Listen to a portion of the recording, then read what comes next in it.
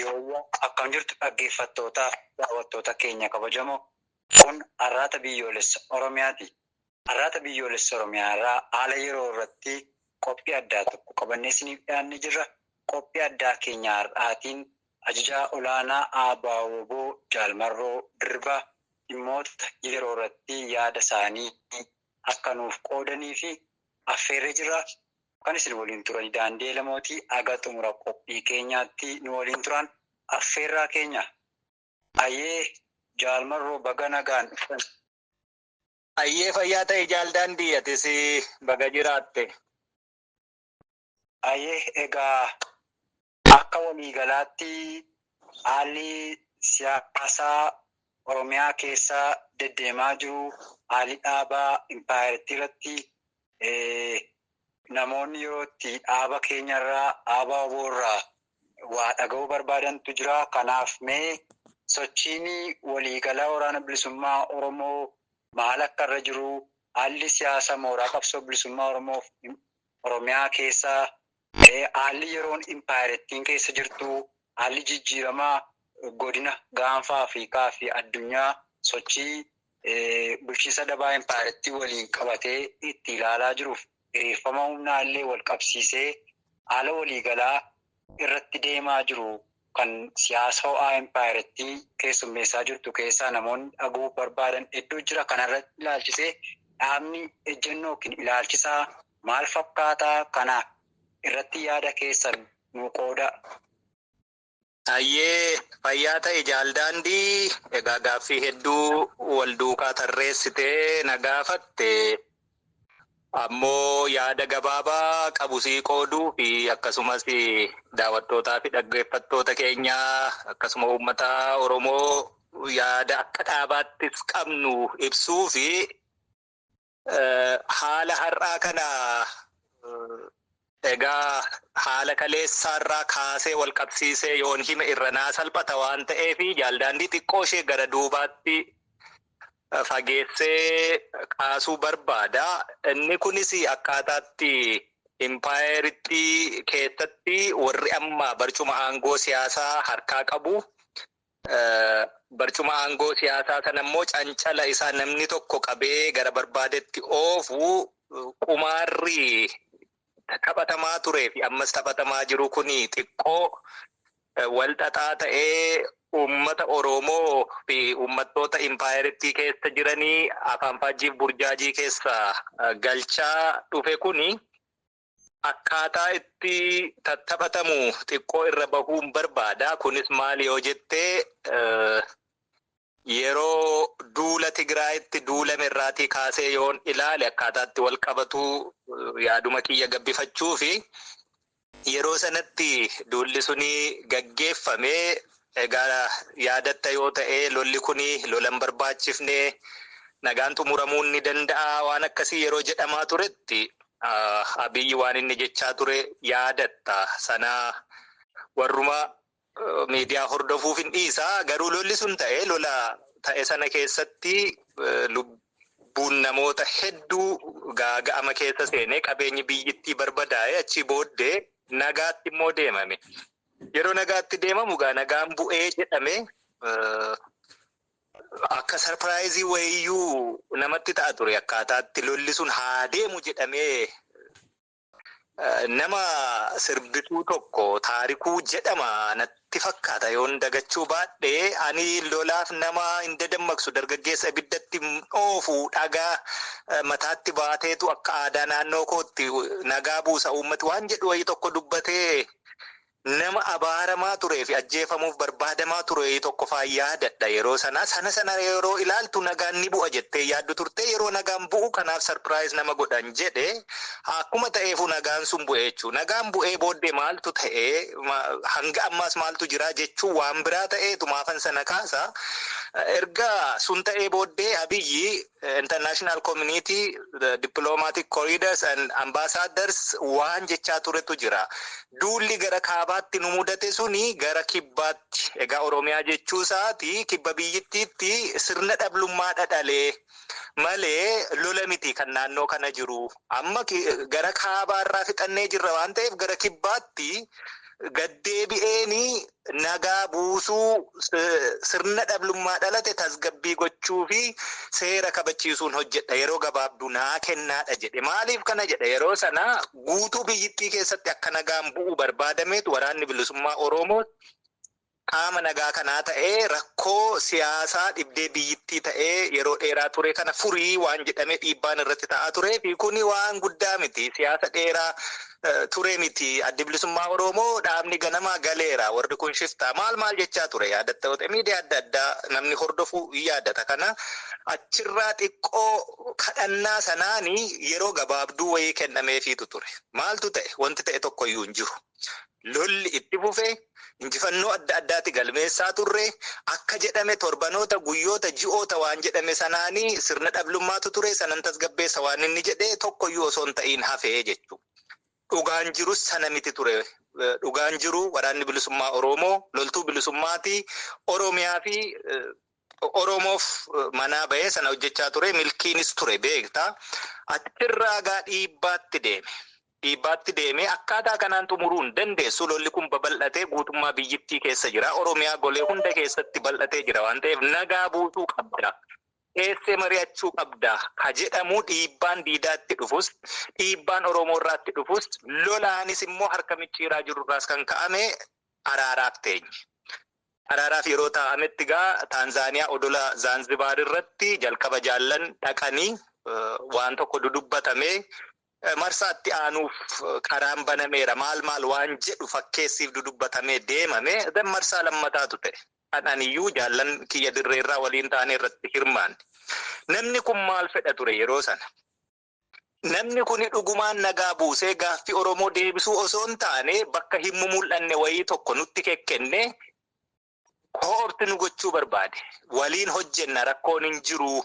Rakkoo hundeerraa furuu osoo hin taane sirna biyyittii gabroomse bakkaa kaasuu osoo hin taane dhaabota adda addaa kanii biyyittii keessatti hojii hojjetan isaan akkasii kana haaromsuu jijjiiruu fi gara dimookiraatiitti ceesisuu osoo hin taane ko'oobti nu godhee yookaan waliin akkuma biyyittii keessatti cubbuu inni gochaa turee fi dhiiga dhangala'aa turetti cubbuu sana hirmaannee akka waliin hojjennutu barbaadame. Egaa isa kana yeroo hedduu ibseen ture. Wanti kuni milkaa'uu didee jechuudha. Sana booddee itti aansee maaltu ta'e? Araara kana erga akkasittiin kuffisanii fi gaaffii Oromoo hundeerraa deebisuu hin barbaanne inni itti aanee ta'e maali? Adda nu caccabsuudha yaadanii yaaldaan diigaa waan ta'e argiteetta. Adda nu cabsuu sanaaf immoo Oromoon rakkoo keessa jira. Nagaa barbaadaa jedhaniitu hiriira adda addaa qopheessaa turani. Safuu Oromoo, aadaa Oromoo, Oromoon illee yeroo rakkatu waan gochuu qabu sanallee gara siyaasaatti jijjiiranii haala aadaa Oromoo ganamaa balleessuu danda'uuni. Oromoon beektaa ganyaa fardaa diidatti calliseetuma hin cancalu, qotiyyoo callisee hin camadu, yookaan ijoollee harqoota irra kaa'ee hin baachisu. Okoleen tolan fannifamu, gaadiin tolan fannifamu, gindiif qambarriin tolan fannifamu. Yeroo rakkatee akkas ta'u dhiibbaa kamuun dhala yoo kadhateen dhageessifata. Rooba garmalee caamee hongee ta'e kadhatee roobsifata. Rooba garmalee roobee immoo balaa geessisuu kadhatee hin caamsata. Oromoon saba akkasii ture. Kana haala abbius godhuuni waan goggodhanii waraana bilisummaa Oromoon illee gaaffiinsaa iyyuu maal barbaada? Nagaan akkamitti bu'aa isa jedhu too ilaalcha keessan galchiin akkanumatti waan kuni ta'eetu adda nu caccabsuutti waan deemamutu ta'ee jechuudha. Haala akkasii kana keessa immoo maaltu ture? Lolli immoo jabaateetuma deemaa ture jechuudha. Nagaa barbaanna jecha qe'een Oromoo golgolaa'ee lolamee duutii hidhaan waa hundumti immoo waliin ta'aa ture jechuudha. Kana keessatti lola jabaatu adeemaa ture. Beektaa sadarkaatti xiyyaara nama malee dabalatee waa hundumaa waan harkaa qabu waraana tokko irratti fayyadamuu qabu mootummaan abbaa irree kun fayyadamaa lolli deemaa ture jechuudha. Kanaanis hundumti isaa iyyuu hin taane. Wanni waliin hojjenna jedhanii sobanii bakka dhokataa sinii kennineetu Oromoon tokko maal jedhan sunis hin milkoofne. Adda nu caccabsuun sunis waan tokko waan jijjiire tokko iyyuu hin qabu. Mooraan qabsoo bilisummaa Oromoo ka durii caalaayyuu qullaahe malee Isarra darbeesi lolli adeeme tokko waan jijjiirame hin qabu dugda diinaarraa hidhanne akka ittiin lolluu fi dhiyeessii mooraa qabsoo keenyaa nuu gabbise malee sanarra darbanii immoo warra Keeniyaa kana fa'aa political fault line irratti barbaadaa ture Abiyyi waan tokko milkaa'uu fidite gara Sumaalee, Jibuutii, Sudaan, Eertiraa olloota isaa jiru hundumaa waliin wal tuttuqee Keeniyaa waliin nagaa relative ta'e wayii tokko qabu ture sostobee malaan gara waraana bilisummaa Oromoo daboo kadhannaa dhiiga harkaa qabu sana tuttuqsiisachuutti galchuutu ture jechuudha. Haala akkasii kana keessatti dippiloomaatiik shiiftii wayii Finfinneerra gara Naayiroobii deeme Abiyyiin baay'ee aarsaa turetu ture. Ruuttoon ammoo nama Raayilaa Odingaa jedhamu mormituusaa kan mormituu yeroo dheeraa ture biyya sana keessatti siyaasa naannoorraa yookaan lookaalirraa fageessuu barbaada waan ta'eef Abiyyiin innis akkaataa itti kaampeen godhee fi nama kana achi fageessa wal gaggaafachuutu ture jechuudha. Yeroo akkanaa carraa argatetti waraana bilisummaa Oromootti duula naaban ta'otee kanan sii godhaa jedhee jechuudha. Namtichi kun hagam akka qumaara taphatuu fi gaggaragalaa ta'e summaa ta'e toon beekin ruuttoon sanatti illee seenee dogoggora uume jechuudha. Dogoggora kana keessatti Raayilaanis hin dabarre Abiyyi sana kaampeenis hin goonee fi erga maanoo tuqsiisee fi Keeniyaan illee amma sadarkaatti tasgabbii dhabuutti deemtu yoo argite ta'e naannoo Turkaanaafaatti deebi'anii Itoophiyaa waliin woboo miti argite hawaasi hidhate ofiisaa walitti bu'u waan akkasii kana rakkoo seenan isaaniiyyuu. Waan akkasii kanatu ture jechuudha. Kanaafi namni kuni akkaataa inni itti qumaara isaa taphataa deeme homaa tokko gaafa materialize gochuu didu bu'aa argamsiisuu didu gidduu kana immoo maaltu ture waan ho'aa tokkotu ture jechuudha. Egaa dudduubbee isaarraa kaasee akkasittiin kan hin fidee fi akkitti inni deemetu firii argamsiisuu fi dide nama goyyomsee kiyyoo isaatti galfachiisuu gaafa dadhabu jaarrolee keenya qabsoo keessa bara dheeraa turan akkaataatti qabatu wayii tokkotti immoo deeme. Isaan kana maal godhe kiyyootti geessee gashuu fi ajandaa qopheesseefitu jira. Sababiin immoo maal jedheetu walitti qabee warri kaabaa tokkoomee jira. Habashaa against Oromoo ta'uuf deema. Koottaan tokkoomna waliin lolla akkasittiin walitti qabee ajandaa seet godheefi. Ajandaa akkamitti seet godhaa fi egaa waan deddeemaa jiru argiteetta mootummaa ce'umsaa tolchinaa.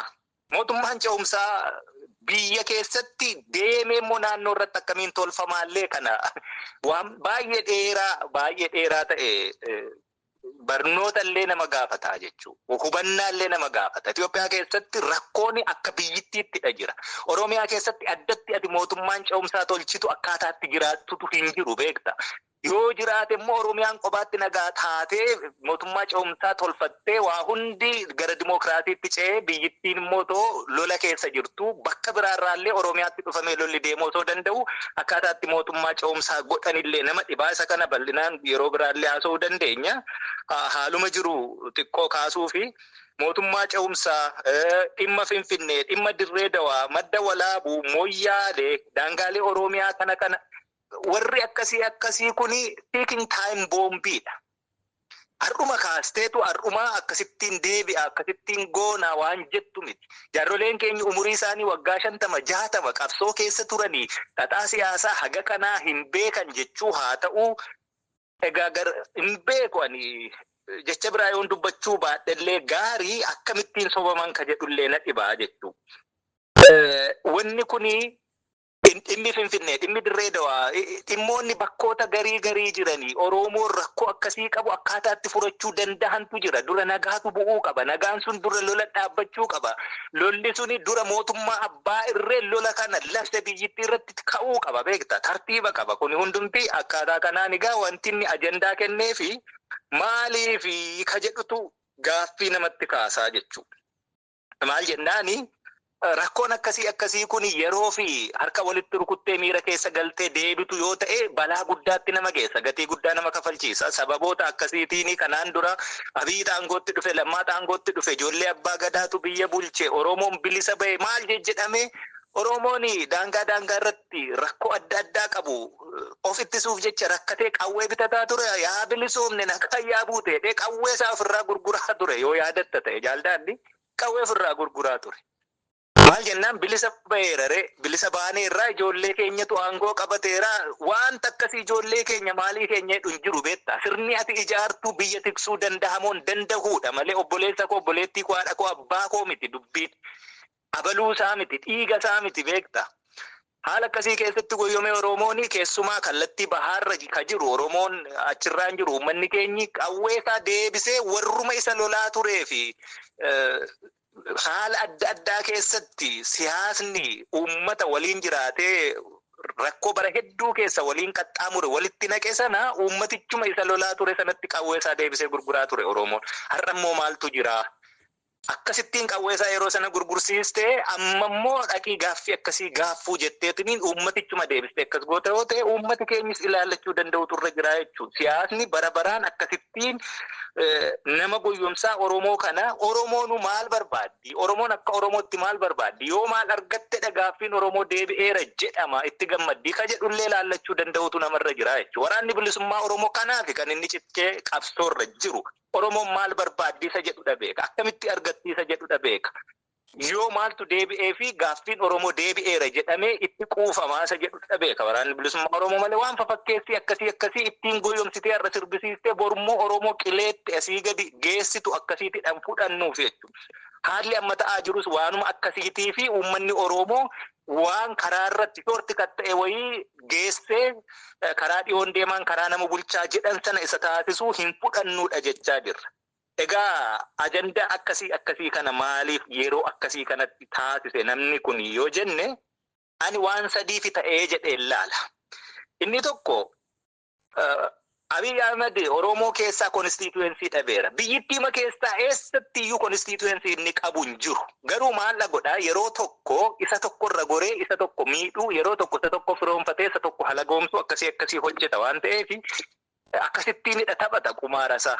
Yeroo gara Tigraayitti duulamee lafa keessan Tigreen kanaan dura sinirraa fudhatte maal singoote maal taate akkas singoote sinii deebisna anatu si wajjin jira maali jedhee masaraa keessatti siidaa adda addaa ijaaree uummata Amaaraa kana Tigreetti diinomsee uummata waan inni ittiin adda bahullee hin jirre baay'ee uummata tokko ta'e sana wal dura dhaabee dhiiga guddaa dhangalaase. Oromoos yeroo sana daboo kadhachuu yaalee ture kan waliin daboo dhaqe sinuma jira. Yeroo sanas Oromoo akkitti inni daboo kadhate Tigree bara meeqa simmiite anatu amma bakkatti galchuuf jira waan akkasii jechaa ture jechuudha. Uummata biyyittii keessaa nagaa buusuu walitti fiduu firoomsuu fi tiree isaa irratti akka murteeffatu gochuu caalaa wal dura dhaabuudha filate namni kun. Kanaanidha barnoota argate wayii natti fakkaatan. So kanaafi akka sadii keessaa inni tokko deeggarsa Oromoo biraa dhabe. Iddoo biraa irraas hin qabu. Tigree biraan qabu, Dabuubii yookaan immoo uummattoota kibbaa biraan qabu, Somaalee biraan qabu, Amaara biraan qabu, eenyu biraayyuu muka gogaa qobaatti hafe waan ta'eef amma ani Oromoo ilma Oromooti. Qe'ee Oromootu rakkoo qaba. Rakkoon kun immoo warra kaabaarraati nutti dhufe. Anammoo dura dhaabbadhee loluu fi deeggarsa uummataa na barbaada. Paartiileen siyaasaa deeggarsa uummataa naaf arganii kan jedhuun rakkoo akkasiitiinidha dhufee uummata Oromoo keessatti rakkoo biraa uumuuf duule yoo jiraatellee duula hanbiraa sanatti dhiiga ilmaan Oromoo dhangalaasuu fi ani isiniif hin dhaabbaa akkaataa sanaan barcuma aangoo siyaasaa isaa tikfachuuf jecha deeggarsa Oromoo irraa dhabee bifa kanaan argachuu natti fakkaata. Tokko inni lammataa beekama. Woboo dadhabsiisaa akkasittiin uummata biratti jibbisiisu waan hedduu hojjechuutti duuluu maali sanarra darbee gaafa dadhabuu amma haalli jiru waraanni bilisummaa Oromoo warri kaabaa jennu warri akka faannoo Amaara bakka bu'ee lolataa jiru warri akka TPLF Tigraay keessa jiru kuni yoo wal ta'ee wal faana mootummaa abbaa irree kana waloonii saba isaanii cunqursaa jiruu fi sabaaf sablammoota biyyittii keessa jiran hundumaa cunqursaa jiru kana bakkaa kaasuu irratti waloomuu danda'u ta'ee ka jedhu sodaatu jira jechuudha. Wanni kuni akka isaa wal shakkan maaliifi Oromoon dhimma Finfinnee gaafata, dhimma Dirree Dhawaa gaafata, dhimma bakka biraa gaafata. Oromoon mootummaa ce'umsaa qobaatti uummachuu fi isin baddanii isin maal taatanii woboon immoo achi keessatti akkitti taanii dhiyeessan argiteetta gaani kafaa of abaa'oon maaliif sadarkaa kanatti gowwoomfaman inni hin jedhuyyuu ijoollee miti jaarrolee bara dheeraa siyaasa keessa turanii wobooni humna ittisa biyyittii faa ta'a waan akkasii faa jedhanii tottolchan kuni warri kaan akka shakkii horatuu fi walitti dhufuun akka hin danda'amne tolchuu waa yaadee godhe fakkaataa jechuudha. Yoo kun immoo ta'e inni sadaffaanii waraanni bilisummaa Oromoo kunoo tokkummaa Oromoo jibbee dhaabboleen Oromoo hundumti isaanii walitti dhufnee siyaasa kaabarraa wal ijaaree nutti dhufu kana dura dhaabbachuuf yeroo jennu wobootu didee jedheetu gaaffii uummataa qabatee waraana jiru miti. Gaaffii siyaasa uummataa qabatee dhaaba jiru miti. Isa jedhu uummata Oromoo waliin wal dura dhaabu waan barbaadaniif kana tolchanii jiru. Kana sadani. Kana sadanitti akkamittiin jaarroleen keenya galanii isa jedhutu xiqqoo ulfaataa agarte. Mootummaan ce'umsaa akkamittiin hundeeffama. Oromiyaa naannoo tokko qofaa keessatti biyyittiin naannolee hedduu fi bulchiinsa magaalotaa hedduu qabdu akkaataa kamiin taasifama. Wanti jedhamu hin jiru. Waggaa meeqaaf abaawoon kana qabatee deema. Abaawoon immoo akkamitti akka miilan harkaa fuudhee fi achitti uddeellaa ta'ee fi hin beeku. Kanatu jira. Jara kana akkasittiin walitti yaame. Mee osoo kuni akkasittiin jiruuti kanaan dura jaarroleen keenyi kuni gara biyyaatti osoo hin galiin Asmaraatti Abiyyi waliin wal arganiitu. Namni kuni gaafa achitti wal arge maal jedhe waan jedhe sana akkamittiin guutee yookaan akkamittiin hanqise har'oo akkamittiin kiyyoo kanatti seenuuf deemu isaanuu maal barbaadu. Moo umurii isaanii akkasittiin qabsoo gaggeessan kana gara dullumaa keessaa dhiigaa fi cubbuu nama kanaarraa qooddachuu maaliif barbaadani yoo jennee ilaalle ammas gaaffii namatti ta'a. Gaafa Asmaraatti wal arganii Abiyyi qabxii shan dubbate yookaan dhiyeesse Daawudiif tokko jedhe mirga hiree murteeffannaa kan jettan kana ofirraa dhiisaa biyyatti galtu yoo ta'e mirga hiree murteeffannaa waan jettan ofirraa dhiisaa.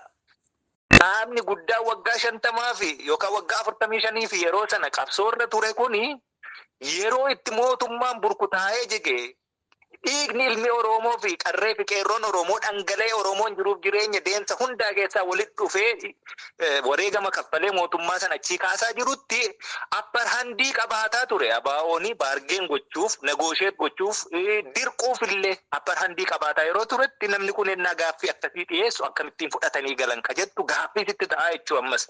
Qabsoo akkamitti ture warri kun si jechisiisaa jechuu. Mirga hiree murteeffannaa waan jettan dhiisaa. Inni lammataa waraanaa fi tika. Akkasuma waraanaa fi tika caasaa biyyittii keessa jiran. Egaa instituushinoota adda addaatu jira. Ka TPLF ijaaree bakkuma sana ta'a ammatti diiguu hin dandeenyu hin diignu. Kana fudhachuudha qabdu jedhe fudhachiifatee jechuudha. Nama ajaa'iba. Yoo kan akkasittiin fudhattanii biyyatti deebitu ta'e paartii siyaasaa taatanii socho'uu dandeessu. Ispeesii yookaan immoo politikaal ispeesii jennu dirree siyaasaa isinii bal'isee akka barbaaddanii waajjira banattanii socho'uu dandeessu. Yoo kana gootanii biyya keessatti immoo barcuma aangoo barbaaddanii bakka tokko dhokataa ta'een isinii kennaadha jedhe. Inni arfaffaa jechuudha. Inni sadaffaa paartii siyaasaa taatanii akka sochootan isiniin heeyyama. Isatu heeyyamaa jechuu argite kan qabsoorra jirusi kan injifataa jirusi uummata kee kan immoo ajandaa seetii godhisuma akka har'aa kana jechuudha. Waan barbaade akka isa kaleessaa irraa maan baranne inni jedhu kanaafin duuba deebi'a. Paartii siyaasaa taatu ka jedhee ajandaa tolchuufii isa barcuma aangoos kan kennuufii isa arfaffaa irratti immoo bakka dhokataa isayyuu bakka itti uummata kee bu'aa buustu instituushinii biyyittii keessumaa warra mootummaa jechisiisu osoo hin taane bakka dhokataa waan sana argiteetta yoo ta'e jaaldaandii adda bilisummaa Oromoo bakka lamatti qoodee keessaa bakka dhokataa waan jedhu warra akka qajeelaa Mardaasaaf kennee waadaa sana guutummaatti hunda isaanii iddoo tokko dhaabee osoo hin taane isaaniinuu gargar baqaqsee waadaa sana qajeelaafaaf waan guute fakkaataa jechuudha. Inni shanaffaa yoo kana hundumaa goone Oromoo tokkoomsineetu siyaasa kaabarraati rakkoo nutti dhufu immoo waliin dura dhaabbannaa warra Habashaa yookaan warra kaabaa jumlaatiin jechuudha waliin lollaa. Agartee Oromooni akka Oromootti biyya isaaf waggaa hamma kana qabsoorra ture maal barbaada isa jedhu osoo hin taane kana goona sana goonaa irratti waan hundaa'e yerootiin jijjiiramu ejjennaa akeeka kaayyoo qabsoo bara dheeraa sana galiin keenya maalii osoo hin taane waan guyyaa guyyaan jijjiiramu sana duukaa akka qiqillaan deemu tolchuutu dhalatee jechuudha. Namni kun akkasittiin waadaa kana tokkollee hin guunne jaarroleen keenyi gaaffiilee hedduu sabni kun qabu dhiisanii waan xiqqoo kanaan guyyoomfamanii yeroo itti moo'icha qaban, yeroo itti olaantummaa qaban, yeroo itti sabni injifatee jirutti ija jabaatanii illee falmachuu dadhabuu kanaan akkaataa kanatti galame jechuu yeroo sana. Kanarraa jiilan qabaanne galanii ni hidhaman. Otoo Finfinneen bu'iin rakkoon sun dhalate yeroo sana waajiran sinii kenna biyya keessatti hidhee lammaan immoo waa waadaa seeneefiitu ture. Iddootti qubattanii bakka sinii kennina jedhanii iddoo qubatan dhabanii jechuudha. Gaafasuma rakkichi kan inni jalqabe dhugaa dubbachuuf. Hoteela firaa, hoteela namaa wal beekanii waan akkasii keessa qubachuutu dhalate jechuudha. Har'oo akkamittiin kun ta'e namni gaafas akkasittiin bakka qubannaayyuu isaan dhorkate har'aa hoteela guddaa kireessee fi ispoonsar godhe akkamittiin jaarrolee kana walitti yaame. Maaliifini akkas jedhaa odeessa gahaa qabna. Jalqabaa naannoo ji'a tokko oliif sheekotaa fi jaarrolee wayii tokko walitti qabanii hoteela Kingis jedhanii kaa'anii turan. Hoteela Kingis kuni irra guddaa namoota gullallee jijjiran kanatu naannoo sana quqqubata. Hoteela kana keessatti namoota kana walitti qabanii mootummaa ce'umsaa dhaabuuf jirraa maal jedhanii jaarroleen kuni namoonni isaan walitti qaban kunillee dhugumaan hiree Oromoo irratti, siyaasa Oromoo irratti ani gaa xiqqeessuu kiyya miti maal jennaan jaarrolee sheekota. Abbootii amantaati. Yoom siyaasa kana keessa turan ka jedhuufin kana jedha malee hin danda'an jechuu koo miti. Naaf qalchaa dhiifama naa godha. Maal jennaan piroofeeshinii isaatu sana miti keessan turre. Amantiidha qaraasisaa wangeela lallabaa namni ture waan siyaasa kanaa xaxaasaa fi cubbuusaa quba hin qabu jedheen kana jedhe. Namoota kana ji'a tokkoof Kingis Hotel tursan. Kingis Hotel irraa booddee gara Ililliitti jijjiiran. Ililliitti gaafa jijjiirame namni tokko ciisicha nyaata maal waa hundumaa jedhee guyyaa 4 turame keessatti 53,235 mallatteessee jechuudha. Gaafa xumuratanii ba'an immoo 10,000 tiraanspoortii isinii ta'a jedhameetu harkatti kennamee fi kun walumatti 63,235 dhufa.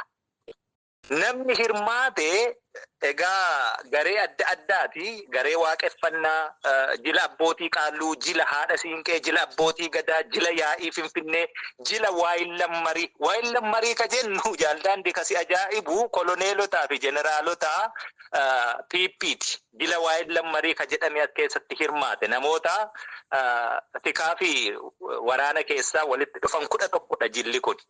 Walumatti nama naannoo 130 wayitu hirmaate. Dabalataan immoo warra kafaa'oo abaaworraa ijoollota waa ergaman waa bitan waa dhiyeessan akkasii nama gara 150 ta'a.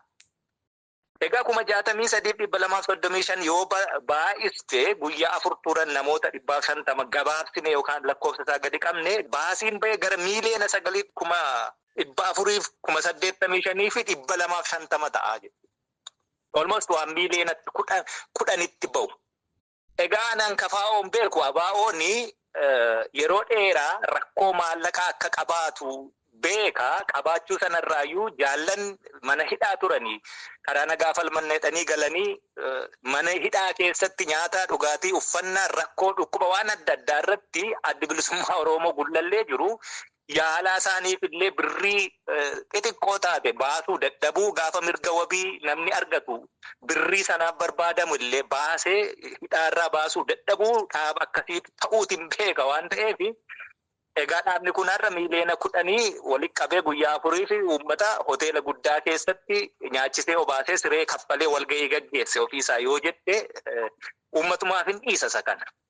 Maaliif uummanni hirmaate beekama hoteelli Ilillii 17,000 ture siree fi ciisichi cireen immoo waliini isa kana egaa waan biraatillee ta'a malee warri Ilillii fi warri Gullallee xiqqoo wal quba qabeenyuma qabanirraa xiqqoo gadi buusanii fi mootummaafis egaa baargeen godhaniiru achirraa 9,000tti dhagaleera. Haala sanaanidha hir'ate iyyuu malee guddaa ture baasiin kun. Bifa kanaan waan qophaa'e kanatu Oromoo bakka bu'ee mootummaa ce'umsaa Oromiyaan dhaabaa jedhe. Kanarra immoo darbe waan si ajaa'ibu waraanni bilisummaa Oromoo nu jalatti akkas hojjeta akkas bakka si bu'anii jechuudha. Waraanni bilisummaa Oromoo waraana of danda'e. Military political commandii tolchatee hoggana tolchatee waa hundumaa qabsoo ganamaa kaleessa jaalala moofaa irratti wareegama san qabate akeekaaf kaayoo siyaasaa isa ganamaa nadhii gammadaafaa irratti dhabaman jaallan kun irratti dhabaman qabateetudha qabsoo gaggeessuu jira. Dirreerraat of taliigaa dirreerraat of hoogganaa akkasittiin waraana deemu. Eenyuyyuu waa'ee isaa irratti kana gochuu qaba jechuu hin danda'u. Gaafa Taanzaaniyaa deemnes ofii keenya of dandeenyeetu deemne. Gaafa deemne immoo yoo ilaalte egaa biyya rakkoo qabduuf waraanni jiru keessatti warri wal waraanu akkaataatti mari'atu qabu. Yoo walii galee warra qaama siyaasaa immoo biyyittii keessa jiru karaa nagaa falmus akkatti hirmaachisuu qaba. Sana rood maappii sana qabna turre jechuudha. Yeroo tokko baay'ee biyyi wal waraanuurraa warri wal waraanuu qofaan walitti dhufee yeroo fi provisional governmentii fa'aa gaggeeffachuu danda'a. Baay'ee yeroo murtaa'aaf gabaabaa ta'e.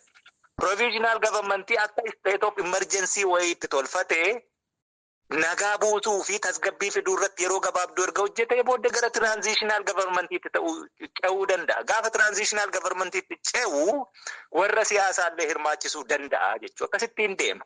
Yeroo tokko immoo dafee nagaan bu'uu yookaan immoo warri wal waraanaa ture haala nagaa biyyittii dafee to'achuu danda'ee itoo provisional governmentiin hin barbaachisiinu gara transitioniitti ce'uun ni danda'ama jechuudha. Kanaaf haalli kun hundumaa hin taane biyyittii keessatti instituutioniin waan kana hojjechuu danda'u mirkaneessuu danda'u haala hin jirre irratti hundumti isaa mootummaan bifa to'atamaa jirutti mootummaan bakkuma sana bifa jirutti mootummaa ce'umsaa akkaataan itti hojjetamullee hin jiru jechuudha. Kana fakkaata jaaldaandii haalli biyyittii keessa jiru mootummaan kuni kana hundumaa akkitti inni waammatu gama dinagdeen, gama waraanaan, gama siyaasaan, gama dippiloomaa, gama hundumaanuu yoo dhaqee maanuu nama tuqsiisuu isa jedhama. Maanuu tuqsiisuu sana dhiiga silaa dibate cubbuu harkaa qabu dhaqee namatti laaqqachuu yoo ta'e malee hundeerraa rakkoo kana furuu hundeerraa biyyittii keessatti nagaa buusuu hin barbaadu mootummichi. Akkasuma diraamaan kun kana fakkaateetu jira waan ta'eefini duubaa kaasee haga ammaatti fidee jechuudha. Kanaaf mootummaa akkasii kana mootummaa qumaara taphachuu dhiiga ilmaan namaatti taphachuu irraa kan hafe rakkoo hundeerraa furuu hin barbaanne obboyoomsuu hin barbaachisu. Afaan inni beekuun dubbisu. Rakkoo biyyittii keessatti qaqqabe kana keessatti warri qooda qabnu hedduutu jira. Lola sana keessa warri jirru jechuudha. Warri mootummaa abbaa irree kana kuffisuuf lolaa jirru jira. Warri kun walitti dhufuun ni danda'ama. Maaliif hin danda'amu? Sababiin tokkoyyuu hin jiru wanni waan si dhorku. Gaafa rakkoo biyyittii sii galee hubattee walitti dhuftee furuu akka dandeessutti tolfattu ololli adda addaa ka'uu danda'a. Ololli suni olola dhiiga dhangala'uu hin caalu. Ololli sun olola biyyittii bututtee caccabduu sana hin caalu. Yoo caccabdes ollaa gaarii akkatti ta'aniif walitti dhufuu nama gaafata. Yoo tokko ta'anis sabni ofii akkaataatti araara buusee faaktiin yookaan immoo haqni barbaadamee araarri bu'uu danda'uu fi gumaan kafalamuu danda'amu tolchuu nama gaafata. Callisanii walitti dhufanii booddee deebisee gara lolaatti waan nama geessuu fi karaa nama bulchuu filachuun hin ta'u. Sanaafi waliigalteen Piriitooriyaa sun fakkeenya gaarii ni ta'a jechuudha. Haalli amma jiru kana fakkaata gaani akkan hubadhutti jaaldaandii on dheeressuu baadhee kanuman qaba jaala kiyyaa fayyaa ta'e. Ayyee osoo hin baane gaaffii tokko kaasee goolabannaa ammatti bakka tokkorraa kaka'aa jiru mootummaa bilisiginnaa qaama aangoon qaba jedhu waliin akka mari'achaa jirtan yeroo ka'utu dhaga'ama. Ammatti hariiroon sun ni jiraayii ka jedhuu fi haalli yeroo ammaa duulli Keeniyaatiin gama kibbaatiin gaggeeffamaa jiru maal fakkaataa waan jedhu nuu kaasaatii ni goolabanna. Ayyee fayyaa ta'e ibsa keenya yeroo darbee tokko argiteetta yoo ta'e jaaldaandii Abiyyi egaa warri inni ajandaa itti kennee uummata Oromoottiin burjaajessuu barbaadu gaaffii belbeltuu tokkotti kaasanii turani. Gaaffiin sunis nu waliin araara maal barbaaddaa silaaftuu nu too harkuma kee jirra warra laga jiru wajjiniin araara buusii waan jedhutti kaasan jennaan isaan waliin dhoksaatti Afrikaa kibbaatti mari'ataa jirra waan jedhu wayiitti kaase jennaani odeessa sana gaafa argannu nuti clear bifa ta'een clear and loud dubbanneerraa jechuudha. Waan akkasii marii akkasii hin qabnu nuti dhoksaatti marii nuti goonu hin jiru. hin danda'amu dhoksaatti gaaffii sabaati harkaa qabna waan dhoksinu hin jiru. Gaaffii sabaati malee gaaffii aangoo yookaan gaaffii waan biraa miti waan nuti barbaannu. Kanaaf wanni dhoksinee mari'annu tokkoyyuu hin jiru. Wanti irratti walii gallu tokko lama sadii jedhamee barreeffamee uummati itti amanee fudhatee rakkoo uummataa hundeerraa fura ta'ee yoo akkasittiin deema ta'e ifaa bilisatti baanee mari'anneetu rakkicha furra yoo karaa nagaa gaaffiin keenyi gaaffiin sabaa deebii argata ta'e. Kanarraa kan hafe gaaffii sabaa qabanne dhoksaatti piippii waliin mari'annu hin jiru. Kana ibsa yeroo darbeerraas argitee ta'ee yaada haganuma. Inni kaani duulli gara kibbaa jira maal jedhamu Keeniyaan biyya ishee keessatti duula barbaadde sakattaa barbaadde waan sochii barbaadde gochuu dandeessi. Waan nu galchuu hin jiru suni. Garuu waan maqaa keenyaa walitti hidhatee fi egaa sanarrattis dhaabbatee ibsoota hedduu garaa baasnee waan korrekt ta'uu danda'u waan sirrachuu qabu akka sirreessan jejjechaa turre. Egaa waan tokko ati argitu ibsoota warra Keeniyaa kanarraa waan baay'ee soba baay'eetiin kukkuulamee dhiyaate tokkotu jira. Sadarkaa itti aniyyuu zoonii kibbaa jiru achitti lola guddaa gaggeessanii aniyyuu akkanii madaa'ee harka isaanii irraa bahe waan akkasiifaa waan kun egaa dubbicha achumatti zeeroo akka taasisuu eenyuyyuu hubachuu danda'a. Waraana bilisummaa Oromiyaa keessa socho'u waan inni gadi bu'ee Keeniyaa waliin lola gaggeessuu fi tokkoyyuu hin jiru. Isaan biyya isaanii keessatti waan barbaadan hojjetachuu danda'u. Itoophiyaa keessa hidhattoota dhufanii nu lolan jedhan kallattii biraanis lola wayiitu itti jira. Namni nu jalaa du'e akkasumas jechaa jiru suni waan woboo galchuu miti. Garuu haga daangaa kanarra sochoonuu fi biyya kana waliin daangaa dheeraa walitti qabnutti immoo wanti ta'u tokko nu laallatu mootummaan Keeniyaa irra deebi'ee ammas nagaaf tasgabbii naannoo sanatti bu'uu maluuf yoo shiraa fi xaxaa yookaan kiyyootti galfamuu kana irra deddeebi'anii ilaalan isa jedhu dhaamaamaa fi jirra ammas kanuman dhaamuu fi barbaada. Hankanarraa hafe mootummaa Keeniyaa wajjiniin rasaasni tokkollee walitti dhukaafneerru hin jiru. Sana gochuus hin barbaannu. Maal jennaani wanti walitti qabnutu hin jiru achirra. Daangaadha walitti qabnaa gamaaf gamanadha jiraan. Ollummaa gaarii immoo waliin barbaanna. Kan kanarraa hafe lafa isaanii keessatti wanti nuti goonu addaa tokkoyyuu hin jiru jechuun barbaada. Ammatti kanuma Jaaldaandii yoon gabaabsee sii deebise. Ayyee guddoo galatoomaa. Egaan dhaggeeffattootaaf daawwattoota keenyaa kan isin hordofaa turtan qophii addaa araata biyyoolessa Oromiyaa irraa haala yeroo irratti hundaa'uun jajaa olaanaan ABO Jaalmarroo Dirribaa toorarratti dhiyaachuudhaan yaada isaanii nuuf qoodanidha. Egaa fuulduras dhimmoota ifa ta'uu qabu jennu irratti hooggantoota dhaabaa ajajaa olaanaa ABO dabalatee kanneen biroo affeeruudhaan ifa ni taasisnaa. Kanarraa asumarratti goolabneerra. Jaalmarroo yeroo haala rakkisaa keessatti dhaabbattanii yaada hawaasaaf qooduuf dhiyaachuu keessaniif guddoo galatooma. Ayyee atis fayyaa ta'e Jaaldaandii galatoomi.